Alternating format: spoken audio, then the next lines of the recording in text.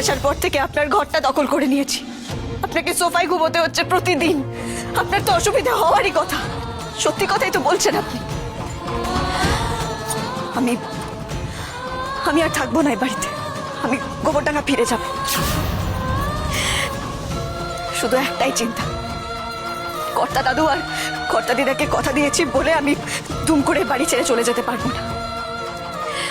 এমনিতেও মামাকে তো বলেই রেখেছি যে আমি বইপত্র ফিরিয়ে আনতে গোবরডাঙ্গা যাব, কিন্তু আমি আর ফিরে আসবো না। আমি ওখানেই থেকে যাব। সেটা আমাদের দুজনের জন্যই ভালো হবে। ব্যাস, চারটে কথা বললাম, তাতেই বেঁকে বসে গোবরডাঙ্গা চলল।